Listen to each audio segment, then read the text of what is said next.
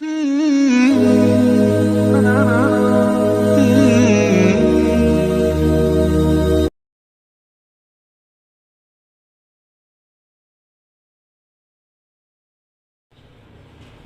ہماری گفتگو کا موضوع ہے کہ اگر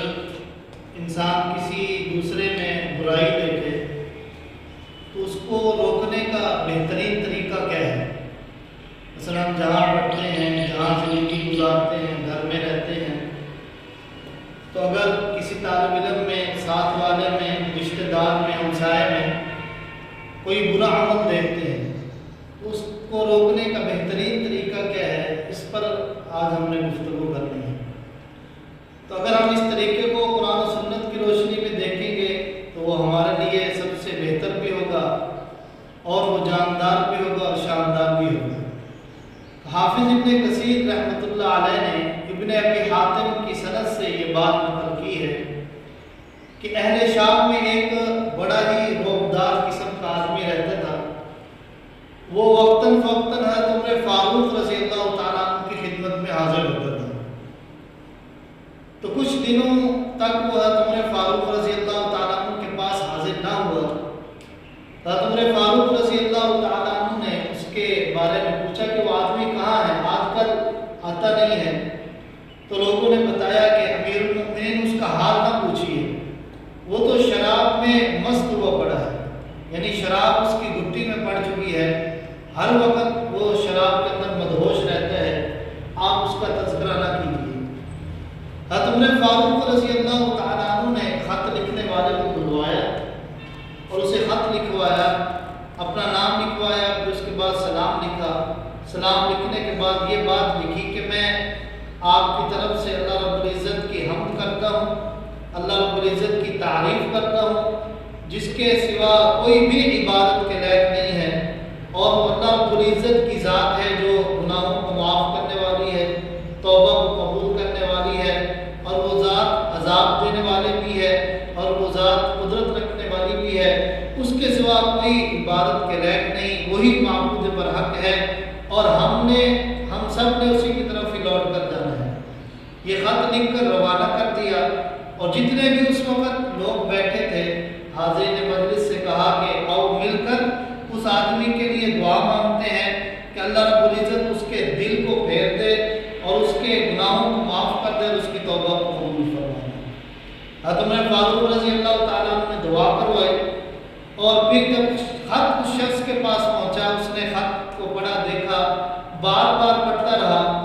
تو اس کو یہ بات سمجھ آئی کہ اس خط سے مجھے ڈرایا بھی جا رہا ہے، لیکن اس خط کے اندر گناہوں کی معافی کا وعدہ بھی ہے۔ تو پھر اس نے شراب سے پکی توبہ کر لی، اس کے بعد زندگی میں کبھی بھی شراب کے قریب نہیں گیا، کبھی بھی شراب نہیں پی۔ جب اس بات کی خبر عمر فاروق رضی اللہ تعالیٰ عنہ کو پہنچی تو جناب عمر فاروق رضی اللہ تعالیٰ عنہ نے لوگوں کو کہا کہ اس طرح کے معاملات میں اس طرح لوگوں کو سمجھایا کرو۔ کس طرح سمجھایا کرو؟ جیسے عمر فاروق رضی اللہ تعالیٰ عنہ نے طریقہ اختیار کیا، ایک تو اس کی فکر کرنی ہے، اور پھر اس کے لیے دعا مانگنی ہے، اس کو سمجھانا ہے، اور اس کے لیے جب دعا مانگنی ہے اللہ رب العزت سے تو یہی دعا مانگنی ہے کہ اللہ اس کو ہدایت والے راستے پر چلا اور اس کی توبہ قبول فرما اور اس کو گناہوں سے پاک صاف فرما۔ تو جب ہم یہ طریقہ اختیار کریں گے، جب کسی کے اندر برائی دیکھیں گے، برا عمل دیکھیں گے،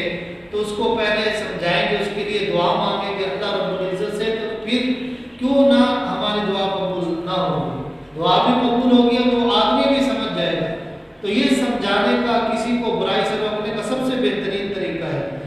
آج ہم کیا کرتے ہیں؟ ہم شیطان والا عمل اختیار کرتے ہیں۔ اگر کسی میں برائی دیکھ لیں تو ہم اس کو غصہ دلاتے ہیں،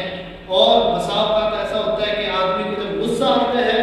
تو اس برائی پر ڈٹ جاتا ہے اور دین سے دور ہو جاتا ہے، اور اس کو دین سے دور کرنے والے ہم خود ہوتے ہیں، اور دین سے دور کرنا صرف شیطان کا کام ہے، انسانوں کا کام نہیں ہے۔ تو اس لیے ہمیں بھی چاہیے جہاں پڑھتے ہیں، جہاں رہتے ہیں، اور اگر ہم جب گھر جاتے ہیں تو وہاں اگر کسی بھی آدمی کے اندر چاہے خواتین ہوں تو اس کو سمجھانے کا یہی طریقہ اختیار کریں کہ اس کی فکر کریں، اس کو علیحدگی میں بات سمجھائیں، پھر سمجھانے کے بعد اللہ رب العزت سے اس کے لیے دعا کریں۔ تو جب یہ عمل اختیار کریں گے تو جو سامنے والا ہوگا وہ خود بخود برائی کو چھوڑنے پر مجبور ہو جائے گا۔ اگر دوسرا طریقہ اختیار کریں گے جو آج کل کیا جاتا ہے